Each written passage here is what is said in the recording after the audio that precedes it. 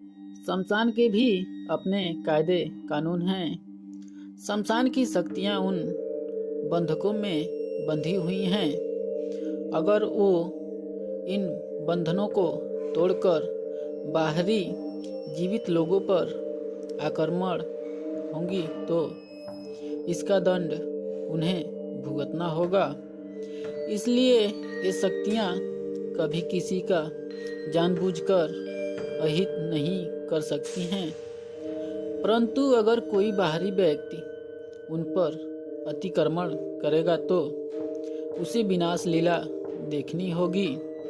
ये घटना ऐसी ही सत्य घटना को आधार पर मानकर लिखी है।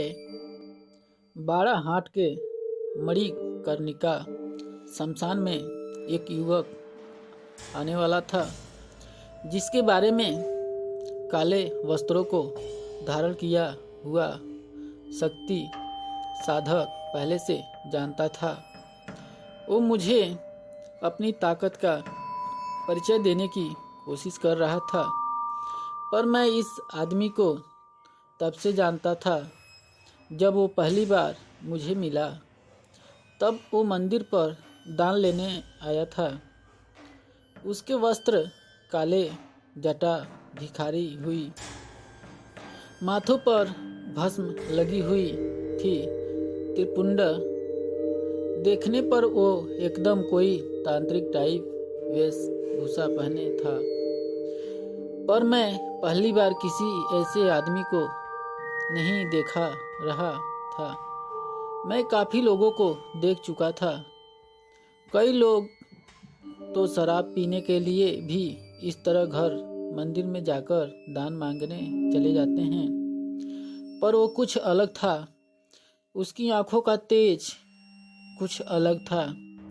मैंने उसे कुछ पैसे दिए, जैसा कि मैं अक्सर सबको देता था। फिर वो चाहे उससे कुछ करे, और उसके भाग्य में पैसे थे, परंतु उसने वो पैसे मुझे वापस दे दिया। उसने वो पैसे नहीं लिए। फिर वो मंदिर के गेट से ही काली माता की त्रिमूर्ति के सम्मुख अन्नपूर्ण स्रोत को गुनगाने लगा, पूजा करने लगी। इसके बाद उसने हाथ में भस्म निकाली। वो मंदिर की पहली सीढ़ी पर टच की और अपने भिक्षा पात्र में डाल दिया। फिर वो वहाँ से चल दिया। उस दिन पहली बार मैं शक्तिशाली मंत्रों की तरफ आकर्षित हुआ। मुझे उसकी शक्ल काफ़ी हद तक याद हो गई थी। इस घटना के 5 साल बाद वो मुझे बाड़ाहाटा के मणिकर्णिका शमशान में मिला। उसने मुझे पहचान लिया, मैं भी उसे पहचान गया। मैंने उसे प्रणाम किया। तब उसने कहा, तुम्हारी पिपासा और जिज्ञासा तुम्हें यहाँ खींच लाई है। मैं जानता हूँ तुम क्या देखना चाहते हो। कुछ देर में एक युवक आ गया।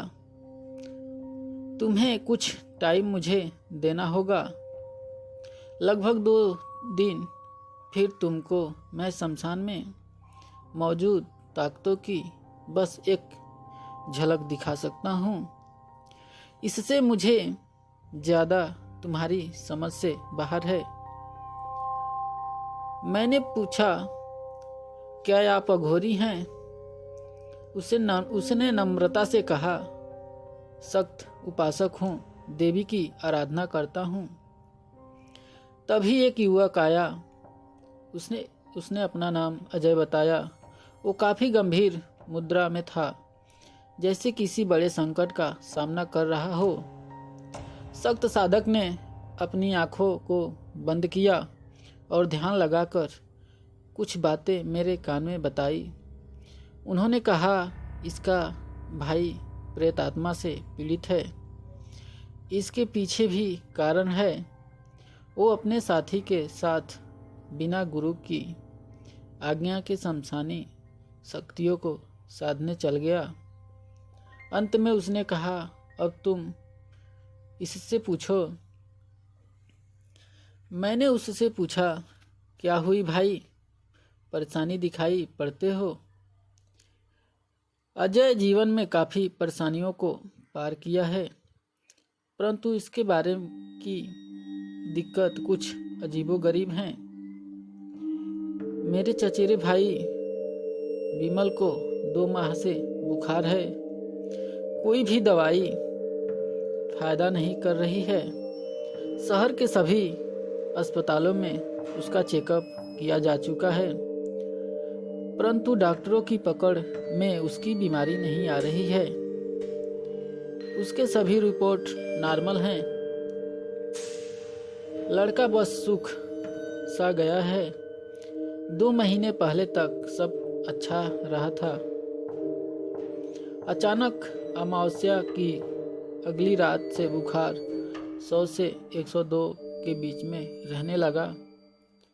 डॉक्टरों से कुछ ना हो पाया तो आसपास के लोगों का शक ऊपरी बाधकों पर गया, पर इसका भी कई पंडितों ओझा से पूजा पाठ करवाया, मगर कोई फायदा नहीं हुआ। स्थिति वैसे ही है जैसे 2 महीने पहले थी।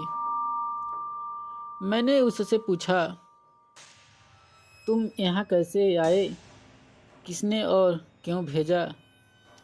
अजय यही पास के गौरी शंकर मंदिर के पुजारी के बेटे से इनका पता लिया है और सीधे यहाँ आ गया।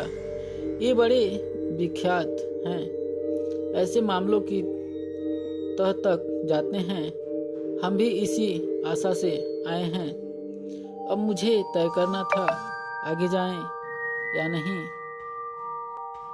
तांत्रिक ने कहा, मैं एक ताबीज बना के दे देता हूँ, तुम अपने भाई के गले में ले जाकर पहना देना और उसे समझा देना कि बिना गुरु के आज्ञा के बगैर उस शमशान में जाकर तंत्र मंत्र और विद्या का जाप करने की कोशिश ना करे, नहीं तो आगे चलकर ये बुरी शक्तियाँ और बुरी प्रेत आत्माएं उसकी जान भी ले सकती हैं।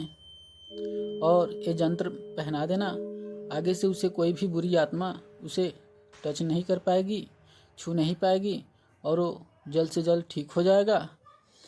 वैसे भाई ने किया और उसका भाई जल्द से जल्द ठीक हो गया। उसके बाद वो फिर अपने गुरु के पास वापस आया और उन्हें प्रणाम किया और सारी बातें बताई कि महाराज, मेरा भाई अब ठीक हो चुका है। गुरु ने आदेश दिया कि बिना गुरु के आज्ञा के बगैर कहीं पे भी उसे जाने की इजाज़त मत देना और तुम्हारा भाई जल्द से जल्द ठीक हो गया और ठीक हो जाएगा। आगे उसे कोई भी दिक्कत नहीं होगी। ये माता रानी की आशीर्वाद है।